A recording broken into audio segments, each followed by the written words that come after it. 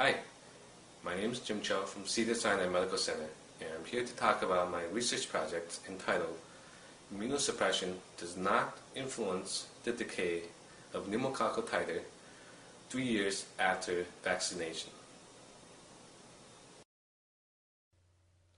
According to Center for Disease Control's Advisory Committee on Immunization Practices, the 23-valent pneumococcal polysaccharide vaccine is recommended for susceptible individuals with immunocompromising conditions.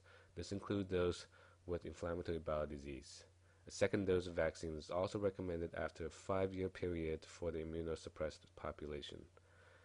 In a prior prospective study, it was found that 4 weeks after pneumococcal vaccination and administration, patients with inflammatory bowel disease had a blunted response to pneumococcal vaccine while on immunosuppressive agents relative to matched cohorts with IBD on no immunosuppression and healthy control populations.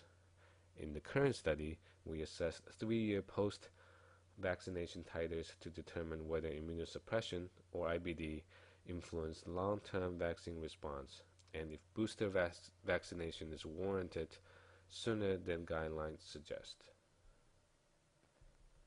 All 64 subjects from the original study were contacted for follow-up. Group A consisted of IBD patients with concurrent anti-TNF agents and immunomodulator therapy. Group B included IBD patients not on any systemic immunosuppressive regimen. Group C subjects were healthy, age-matched non-IBD patients without immunosuppression. Interval medical history, including hospitalization, medication change, and pneumonia instance, was gathered. Serum was obtained as well. Assays for immune response to 5 serotypes were performed using ELISA and compared using ANOVA and adjusted student's t-test. Log plots were constructed to assess differential responses based on the level of the 4-week titer. Immune response was defined as greater than 1 microgram per milliliter. 27 subjects completed follow-up, 8 from Group A, 10 from Group B, and 9 from Group C. The median age of returning subjects was lower in Group A relative to Group B and C. Absolute titers to 4 of 5 serotypes were numerically lower in Group A than in B and C, but were not statistically different across the 3 groups.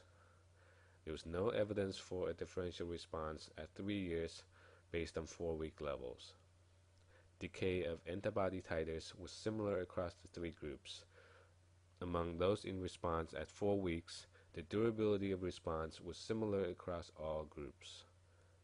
Within Group B, 3-year response rates were similar among 4-week responders who subsequently started immunosuppression relative to those who did not receive immunosuppression. No subjects reported interval pneumonia.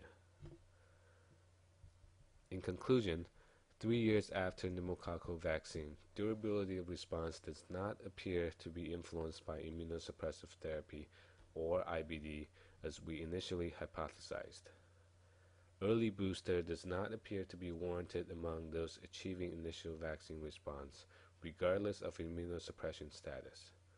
Functional assays may help to clarify the implications of low titers. Thank you for listening.